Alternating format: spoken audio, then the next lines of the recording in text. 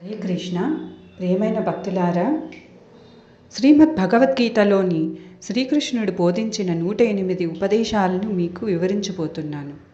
శ్రీకృష్ణుడు చెబుతున్నాడు, నువ్వు నీ జీవిత ప్రయాణాన్ని వెనక్కి తిరిగి చూసుకున్నప్పుడు నువ్వు ఎన్నో దారుల్లో ప్రయాణించాలని ఆశపడ్డావని, ఎన్నో మలుపులు కోరుకున్నావని, ఎన్నో గమ్యాలను ఊహించుకున్నావని నీకు అర్థమవుతుంది. కానీ చివరికి నీ జీవిత నది ఆ సముద్రంలోనే కలిసింది. ఏ దారి అయితే నీ కోసం ముందే నిర్ణయించబడిందో, ఈ మాట వినడానికి చాలా తేలికగా ఉన్నా దీనిని పూర్తిగా అంగీకరించడం ఒక గొప్ప సాధన. నీ విధిలో ఏది రాసిపెట్టి ఉందో అది ఈ రోజు కాకపోయినా రేపైనా నిన్ను వెతుక్కుంటూ వస్తుంది. ఆ ప్రయాణంలో నీకు ఎన్ని ఆటంకాలు ఎదురైనా, ఇంతమంది నీ చెయ్యి వదిలి వెళ్ళిపోయినా, నీ ప్రార్థనలు ఎన్నిసార్లు గాలిలో కలిసిపోయినా అది జరిగి తీరుతుంది. కానీ ఏది నీ కోసం రాయబడలేదో అది నీకు ఎప్పటికీ దక్కదు. దానికోసం నువ్వు ఎన్ని లక్షల సార్లు ప్రయత్నించినా, కన్నీళ్లు పెట్టుకున్నా, వేడుకున్నా అది నీకు అందని కలగానే ఉండిపోతుంది.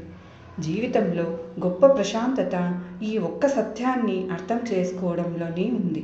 మనిషి తన వంతు ప్రయత్నం చేయాలి, కానీ విధి ఇచ్చే తీర్పును గౌరవంగా స్వీకరించాలి. ఎందుకంటే నీ కోసం ఉద్దేశించబడింది నిన్ను తప్ప మరెవరిది చేరదు. అలాగే వేరొకరి కోసం రాసిపెట్టింది నీ జీవితంలో ఎప్పటికీ నిలవదు. ఈ నిజాన్ని అంగీకరించడమే ఆ నిప్పుల మీద నడవడం. అక్కడ మన అహం కాలిపోయి మన ఆత్మ శుద్ధి అవుతుంది. ఒకానొకప్పుడు ఒక చెట్టు మీద నివసించే పక్షుల గుంపులో ఒక తెలివైన వృద్ధ కాకి ఉండేది. దానికి ప్రపంచం గురించి చాలా అనుభవం ఉంది. ఒకరోజు అది ఒక వేటగాడు వలతో అడవిలోకి రావడం దూరం నుండే పసిగట్టింది. వెంటనే అది మిగిలిన పక్షులను హెచ్చరించింది, సోదరులారా, ప్రమాదం సమీపిస్తుంది. ఒక మనిషి మనల్ని పట్టుకోవడానికి వస్తున్నాడు. అతను నేల మీద గింజలు చల్లి పైన వల పన్నుతాడు. ఆ గింజల ఆశకు లొంగిపోకండి. చాలా పక్షులు దాని మాటను గౌరవించాయి. కానీ కొన్ని యువ పక్షులు దానిని చూసి నవ్వి ఈ ముసలి కాకికి ఎప్పుడూ భయమే అనుకున్నాయి. వేటగాడు వచ్చాడు. రుచికరమైన గింజలను చల్లాడు. పక్కనే పొదలో దాక్కున్నాడు. ఊహించినట్టే ఆశను ఆపుకోలేని కొన్ని పక్షులు గింజలు తినడానికి కిందకి దిగి వలలో చిక్కుకుపోయాయి. అవి భయంతో అరవడం మొదలుపెట్టాయి.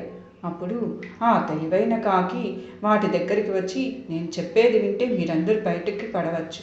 ఆ వేటగాడు వచ్చినప్పుడు మీరంతా ఊపిరి బిగపట్టి కదలకుండా చనిపోయిన వారి